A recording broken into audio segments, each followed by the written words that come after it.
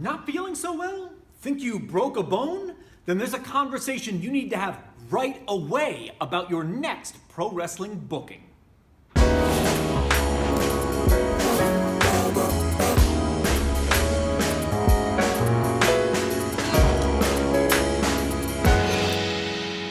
I'm Mike Quackenbush. This is Till We Make It. And if you are passionate about the craft of pro wrestling and you're never done learning all about it, then you have landed in the exact right place. So make sure to join the Till We Make It tribe. Subscribe down below and enable notifications while you're at it. Over the last 3 months, I have gotten more and more messages from people looking for individualized answers about their pro wrestling training or their pro wrestling matches. And if this sounds like you can book a one-on-one call with me at the link down below in the descriptus so we can connect personally. Today, I want to crack open a topic that I never heard discussed when I was coming up through the ranks back in the 1990s, and I still think isn't being talked about today. It's about our professional obligations. And now I appreciate that no doubt watching this video right now are some working pros who probably have multiple bookings later on this same week. And there are also working pros watching this video right now that are probably hustling hard just to put one date on their calendars for the month. And this is relevant to us all. And it calls on my dual experience as both a wrestler who's performed in thousands of matches around the globe, as well as someone who's written and produced more than 500 live wrestling cards in the last 20 plus years. Injuries and illnesses are an inevitability in life, and they're very relevant to the career of a working professional wrestler. So if you are hurt, or you even think you got hurt in your last match, or while you were at the gym, or while you were at the trampoline park working on your sweet 450 splash, you need to reach out to any organization that has hired you in the upcoming 30 days and let them know what's going on with you. Similarly, if you are not feeling well, or maybe you're exhibiting a symptom related to a virus that cannot be named on YouTube, then reach out to any organization that has hired you in the upcoming 4 weeks and advise them of what's going on with you. Here's why. I'm of the opinion that a responsible pro puts the needs of the company who has hired them and that locker room of talent ahead of their own personal needs.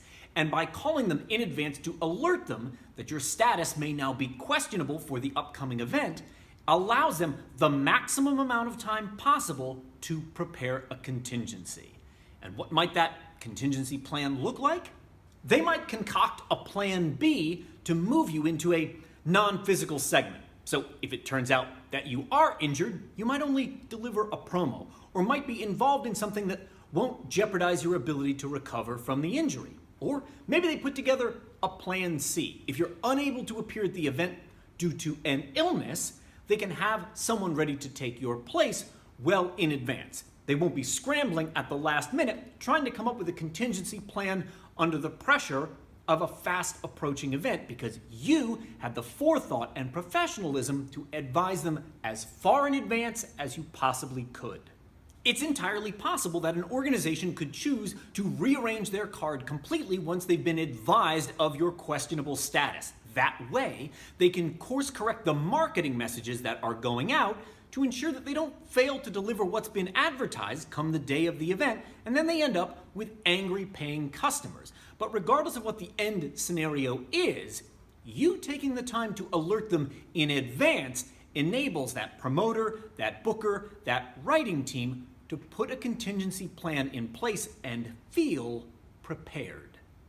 If the people producing a pro wrestling card are caught unprepared, if you catch them off guard because you failed to advise them of your situation until the morning of the event, you failed to communicate that all your fingers are broken, or you've contracted the bubonic plague until the very last minute, that's going to engender negative feelings about you and the way you conduct your business.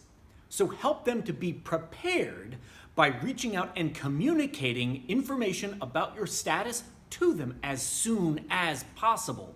More times than I care to count, I've woken up on the day of a show to find a text message or voicemail from a wrestler telling me that they're unable to appear due to an illness or an injury that they knew about days or even weeks ago, but didn't report to me because they thought they'd get over the sickness in time or the injury would heal sufficiently in time for them to meet their professional obligations.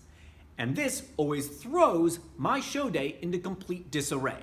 Now I've got to put together plans B, C, and D on the fly while the clock is ticking mere hours before I must deliver the event to the paying customers. And that affords me few options when it comes to booking substitutes or realigning the running order of my entire card.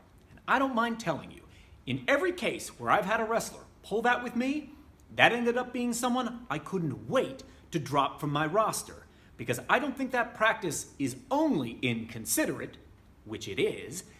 I think it's also unprofessional, which it is. So demonstrate that you are both a wrestler and a business person who can be counted on to be responsible and professional in these kinds of situations. If you think you are falling ill or you suspect that you are injured, alert the hiring organization as far in advance as possible so they can be well prepared. And in those instances where you know the best choice is to cancel the booking outright, go about that with as much advance notice and diplomacy as possible. In fact, I've even made a video on this channel about canceling bookings, and I'm going to stick that over here for you right now. Or if you want to flip that pancake over because you're the one booking pro wrestling cards, check out this video here, which I made with you in mind.